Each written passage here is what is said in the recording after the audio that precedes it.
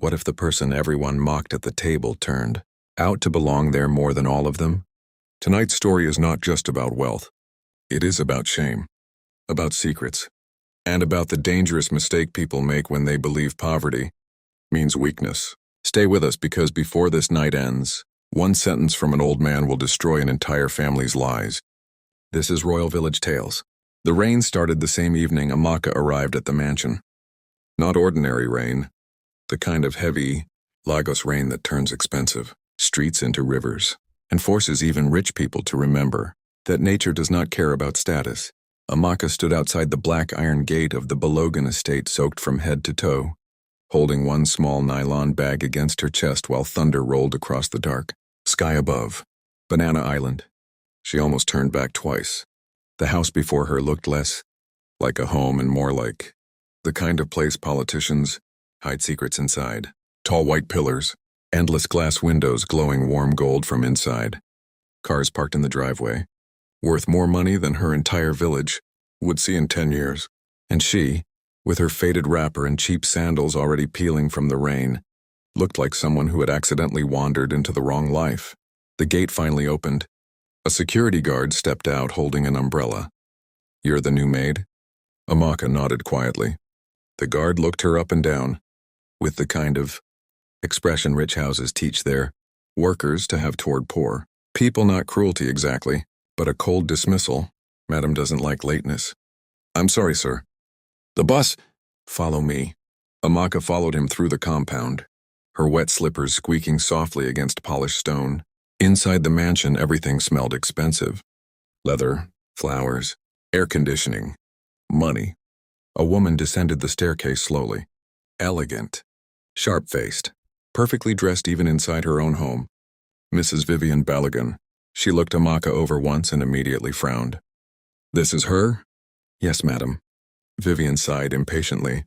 "She looks younger than the agency described." "I'm 22, ma," Amaka said softly. Vivian barely acknowledged her. "Can you cook?" "Yes, ma." "Clean?" "Yes, ma." "Steal?" Amaka blinked. "No, ma." "Good. Because in this house, if one pin disappears, I will personally hand you to the police." The words landed hard, but Amaka simply lowered her eyes. "Yes, ma." That was how her new life began. The Balogan household was large but emotionally empty. Mr. Balogan, the owner of one of the biggest construction companies in Lagos, traveled constantly and rarely spoke during meals. Their son, Kalechi, treated the staff like invisible furniture unless he was angry, which was often. Their daughter, Vanessa, was worse, the kind of rich girl who wore cruelty casually like perfume. And then there was Chief Balogan, the old man, Mr. Balogan's father. He lived mostly upstairs in the east wing of the mansion after suffering a stroke 2 years earlier. Most days he stayed quiet, sitting beside the window in his private lounge watching the lagoon, with tired old eyes that seemed to remember too much. Unlike the others, he noticed Amaka.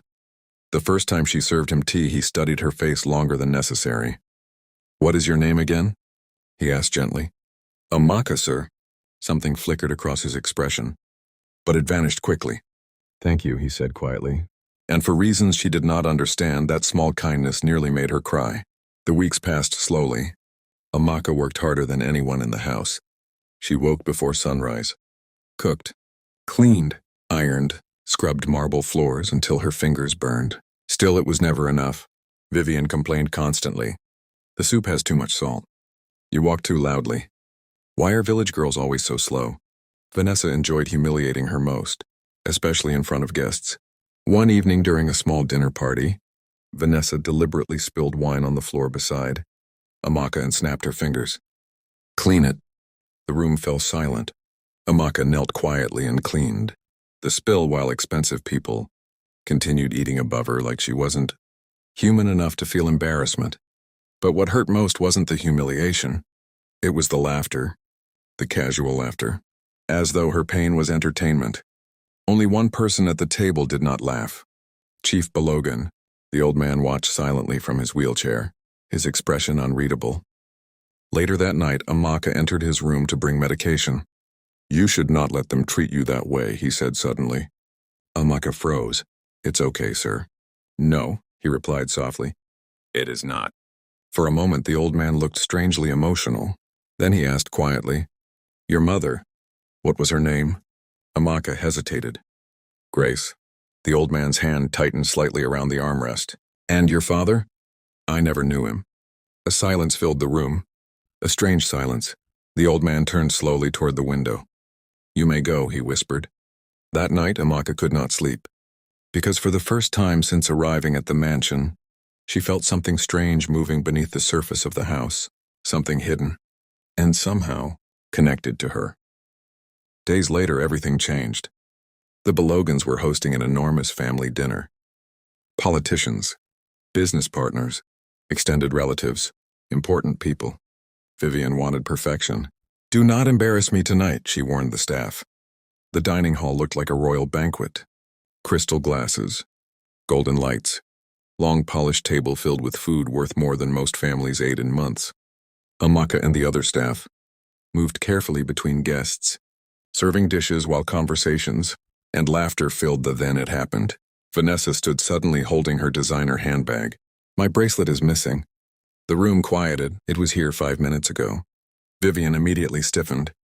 The guests exchanged uncomfortable glances. Vanessa's eyes moved slowly across the staff, then stopped on Amaka. She was near my seat. Amaka's stomach dropped. I didn't take anything, Ma. Search her bag, Vanessa snapped. Ma, please. Search it. The security guard grabbed Amaka's small nylon bag from the kitchen corner and emptied it onto the floor. Clothes spilled out. Toothpaste, soap, a Bible, and then a gold bracelet. The room exploded. I knew it, Vanessa shouted. Vivian looked disgusted. Thief. Amaka stared at the bracelet in horror. I swear I didn't. Enough, Vivian snapped. Guests whispered around the table. Some looked uncomfortable. Others looked satisfied, because rich people love being proven right about poor people. Tears filled Amaka's eyes. I didn't steal it. Vanessa laughed coldly. Of course you didn't. Please believe me. Mr. Belogan stood angrily. Call the police. Amaka's knees weakened. Police.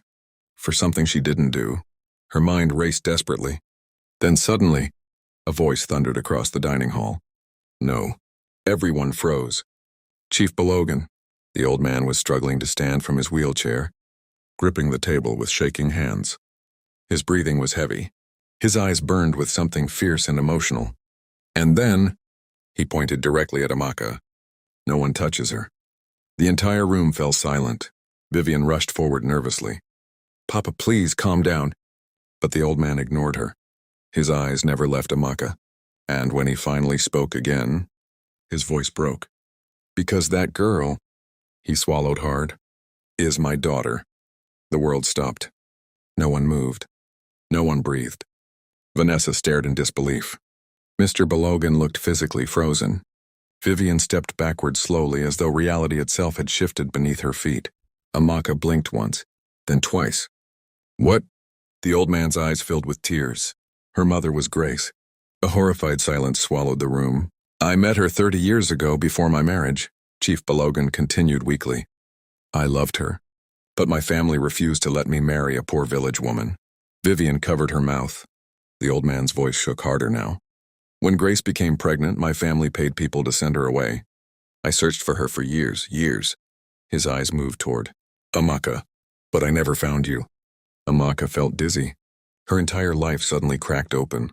All those years, the poverty, the suffering, the humiliation, and now this? No, Mr. Belogan whispered. But the old man turned toward him sharply. Yes. The old chief's breathing became uneven. She is your sister? Shock ripped through the room like lightning. Vanessa slowly sat down, pale with horror. And then the final blow came. The old man looked directly at Vivian. You planted that bracelet. Vivian's face drained completely. What? I saw Vanessa put it inside the bag. Vanessa began shaking immediately. Mummy.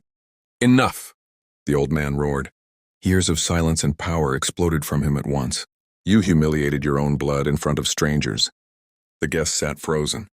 No one even touched their food anymore. Amaka stood motionless, in the center of the room, feeling like the ground beneath her life had disappeared. Her father, The word echoed violently inside her chest. Father?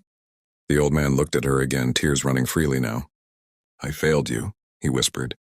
Your mother suffered because I was weak, and you suffered because I stayed silent. Amaka could barely breathe. For 22 years she had believed she was nobody, just another poor village girl trying to survive. And now the truth sat before her in diamonds, gold chandeliers and horrified rich faces.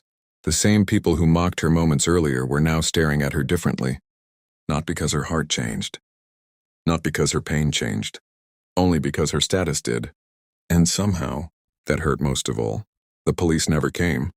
The guests left in silence. Vanessa locked herself in her room crying. Vivian avoided Amaka completely. And late that night the old man asked Amaka to sit with him alone on the balcony overlooking the dark lagoon. For a long time neither of them spoke. Then finally he said softly, I don't expect forgiveness. Amaka looked at the old man beside her. A powerful man. A wealthy man. A broken man. You can't return my childhood, she said quietly. Tears filled his eyes again. I know. You can't return my mother's suffering. I know. A silence settled between them. But Che, she continued slowly, you told the truth when it mattered most. The old man closed his eyes. And for the first time in decades, something inside him finally seemed to loosen. Weeks later, everything changed publicly. Chief Balogan legally acknowledged Amaka as his daughter. The story spread quietly through Lagos elite circles. Some people called it scandal. Others called it justice. Amaka moved out of the staff quarters permanently, but she never became arrogant. Never cruel. Never bitter.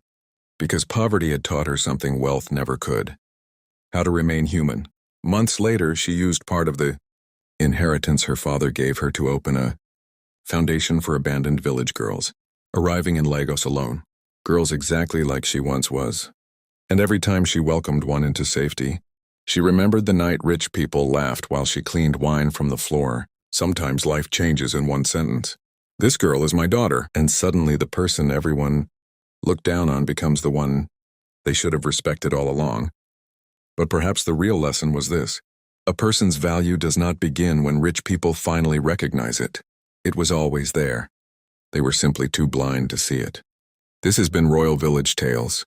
If this story touched your heart, share it with someone who needs to hear it today. And tell us in the comments, if you were Amaka, could you truly forgive them?